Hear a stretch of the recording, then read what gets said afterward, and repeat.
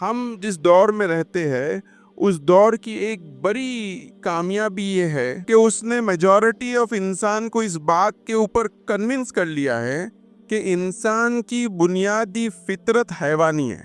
حیوانی سے مراد کیا ہے؟ حیوانی سے مراد یہ ہے کہ انسان بنیادی طور پر جانور ہے اور وہ جانور کی طرح بیہیو کرتا ہے۔ وہ ایک سیلفش بینگ ہے، وہ صرف اپنے بارے میں سوچتا ہے۔ اور جب انسان یا نوع انسانی اس بات پہ کنونس ہو جاتی ہے کہ انسان نہیں جانور ہے، اس کی فطرت اصلاً جانور ہے، تو اس کو اس بات پہ کوئی شرم و حیا محسوس نہیں ہوتی کہ وہ برے سے برا کام کر دے، ہے نا؟ اسی لیے قرآن نے کہا لَقَدْ خَلَقْنَا الْإِنسَانَ فِي أَحْسَنِ تَقْوِيمٍ ثُمَّ رَدَدْنَاهُ أَسْفَلَ سَافِلِينَ۔ پھر وہ نچلوں سے نچلا گر گیا، اور جانوروں سے زیادہ برے کام انسان کرنے پہ آمادہ تب ہو جاتا ہے جب اس نے مان لیا کہ اس کی فطرت بھی کیا ہے، ایک جنگلی جانور کی طرف ہے۔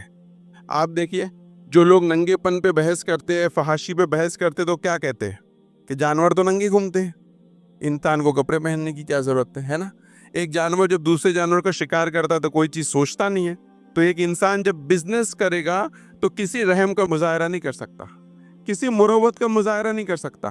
تو دلیل ہمیشہ فطرت سے، نیچر سے لائی جاتی ہے، اور یہاں پر ہم کو یہ سمجھنے کی ضرورت ہے کہ ہم انسانی فطرت کو اس طریقے سے نہیں سمجھتے جس طریقے سے مغرب، ویسٹ یا موجودہ میڈیا یا موجودہ پروپیگنڈا ہم کو بتانا چاہتا ہے۔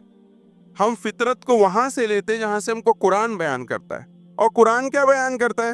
فطرت اللہ فطر الناس علیہ، اللہ کی دی ہوئی فطرت جس پہ انسان کو اللہ نے پیدا کیا۔